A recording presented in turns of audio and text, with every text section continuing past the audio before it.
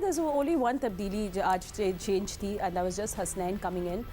मगर आपको क्या लगता है कि Pakistan is not really in the mood? अब आपका कल फाइनल है, हम लोग ने नहीं चेंज करना. आई थिंक आपने भी कल बोला था कि we won't see any changes. तो चेंजेस के सवाल को तो वो छोड़ दे, बट जो स्पेशलिस्ट मिडल ऑर्डर है batsman, they are just not up to the mark. और ये थोड़ा अभी भी एक कंसर्न है. कल आपने कीवीज से भी खेलना है. मैं हैदर अली की भी बात करेंगे. आई डोंट नो फातिमा, आप लूडो खेलती हैं या नहीं खेलती हैं, लेकिन जब आप डबल हेडर खेलते हैं ना, यानी एक आपके पास दो आपके पास घर होते हैं, सामने वाला दो घर के साथ आप लूडो खेलते हैं, तो मुझे ऐसा लग रहा है कि जो पाकिस्तान का ड्रेसिंग रूम है वो लूडो की प्लानिंग के साथ जो है वो इस वक्त क्रिकेट खेल रहा है. लूडो बड़ा सीरियस गेम है या ये? हाँ बिल्कुल, it's a very technical game. I tell you, you have to be very smart. हाँ, तो अब मसला ये है, यहाँ पर कोई इसमें शक नहीं है कि जब आप जीतते हैं तो फिर अब बहुत सारी चीज़ें जो है वो अंडर कारपेट चली जाती हैं, वो ठीक है सारी बातें. लेकिन एक चीज़ जो आपको अंडरस्टैंड करना चाहिए, इस मैच में टर्न आउट कहाँ से हुआ. पहले 6 ओवर में बांग्लादेश के 41 for 2 थे, फिर वही बाबर आजम ने कप्तानी की, उन्होंने दोनों एंड से स्पिनर लगा दिए. 6 ओवर में 55 रन किए बांग्लादेश ने, लेकिन बाबर आजम ने मूड चेंज किया और फ़ौरन अपने फास्ट बॉलर को इंट्रोड्यूस किया. वहाँ पर उन्होंने थोड़ा सा मैच में वापस आए, वरना बांग्लादेश 190 को टच कर रहा था. फिर मैच का पहला टर्निंग पॉइंट कब आया, जब आखिरी ओवर मोहम्मद वसीम ने किया और उन्होंने सिर्फ आखिरी ओवर में 2 आउट हुए और 3 रन दिए.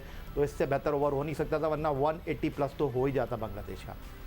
फिर आ जाते हैं पाकिस्तान की बैटिंग की तरफ. एक और बड़ी अच्छी पार्टनरशिप बाबर और रिजवान की, लेकिन मसला फिर वहीं आकर रुका. पहले 10 ओवर में आप 174 चेस कर रहे हैं और आपका स्कोर बोर्ड पर आफ्टर 10 ओवर 73 विदाउट लॉस. तो ये चीज़ मेंशन कर रही थी, आखिरी 10 ओवर में आपको 101 रन की ज़रूरत थी. फिर उसके बाद आज आपने नहीं भेजा शादाब खान को. इसका मतलब कि आपको शादाब खान के ऊपर 2 मैचों के बाद जो है वो एतबार इन्हिसार ख़त्म हो गया. एक बार फिर आपने गैम्बल किया. आज आपने मोहम्मद नवाज़ को भेजा. एशिया कप के टूर्नामेंट में दुबई में उन्होंने बहुत अच्छी कारकर्दगी का मुजाहरा किया था. आज की इनिंग को अगर आप नवाज़ की देखें तो वो थोड़ी कैलकुलेटेड इनिंग थी. उसमें सिर्फ उन्होंने बाउंड्रीज़ नहीं लगाई. 20 गेंदों पर नाकाबिल शिकस्त 45, 5 चौके और 1 छक्का, 26 मतलब 19 रन उन्होंने सिंगल डबल से किए. सेंसेबल खेले. लेकिन अब सवाल यहाँ पर यह है कि नवाज़ एज ए बॉलिंग ऑलराउंडर खेल रहे हैं या एज ए बैटिंग ऑलराउंडर खेल रहे हैं. वो अब आपको एज ए बैटिंग ऑलराउंडर ज़्यादा कंफर्टेबल नज़र आ रहे हैं. आज उनके 3 ओवर में बहुत कंफर्टेबल खेले बांग्लादेश के बैट्समैन. 3 ओवर में उनके 37 रन बने और 1 ओवर जो है आपने कराया इफ्तिखार अहमद से. अब यहाँ पर मसला ये आ रहा है कि जीत गए, बहुत अच्छी बात है, लेकिन क्या आप इसी प्लानिंग के साथ चलेंगे? पहले 10 ओवर में बाबर और रिजवान रन्स करेंगे और आखिरी 10 ओवर में जहाँ पर आपको पता ही नहीं है अगर रन्स कौन करेगा और कौन नहीं करेगा. इंज़मामुल हक साहब ने बड़ी अच्छी बात बोली.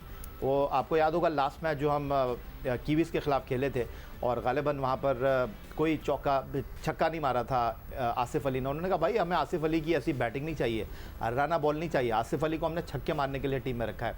तो ये चीज़ वाज़े कर रही है, जीत रहे हैं हम, लेकिन बहुत सारे फ्लॉज हैं जो अब भी डिस्कस होने वाले हैं. जब अगर कोई और बर्नआउट होने की बातें जिसकी हो रही थी या बाबर की, he is definitely not burnt out. और हम जहाँ रिजवान की तारीफ करें, you have to also praise Babar because he is just different class and he showed that today as well. अच्छी फॉर्म दिखाई उन्होंने.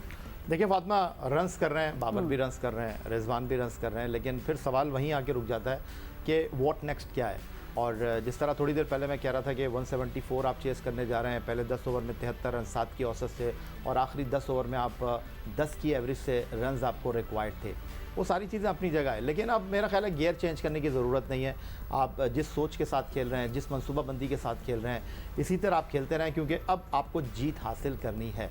आपने 2 साल जिस तरह की क्रिकेट खेली है, इसी तरह आपने खेलना है. और उसकी बुनियादी वजह यह है कि हमारी जो असल स्ट्रेंथ है वो है हमारी फास्ट बॉलिंग.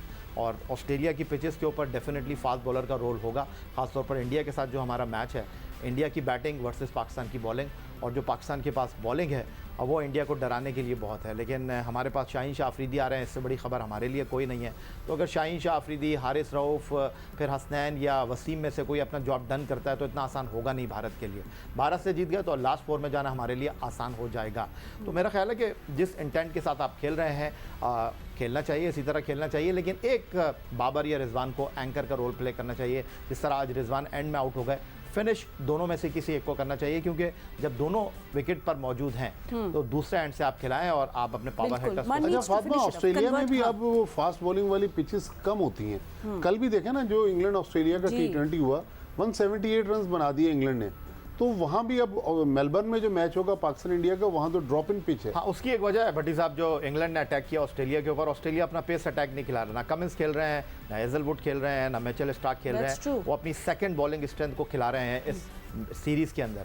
तो वाजे है कि ऑस्ट्रेलिया भी जो है वो रोटेशन पॉलिसी के ऊपर चल रहा है, माँ सिवाय हमारे सब अपनी सेकंड स्ट्रेंथ को लेकर चल रहे हैं। ऑस्ट्रेलिया की टीम की खास बात यह है कि उन्होंने अपना जो कैमियो है पहले 4 का, उन्होंने वो चेंज किया। एरन फिंच जो है वो बजाय ओपनर के वो नंबर 4 पर बैटिंग पे करने के खेल लिए आ रहे रहे थे, that's true. हैं। तो अब ये चीज़ जो है उन्होंने वर्ल्ड कप से पहले ये चेंज किया और इंग्लैंड के खिलाफ जो सीरीज़ है वो हार गए, लेकिन डजंट मैटर क्योंकि वो अपने दूसरे सेकंड स्ट्रेंथ बॉलिंग अटैक को ट्राई कर रहे हैं।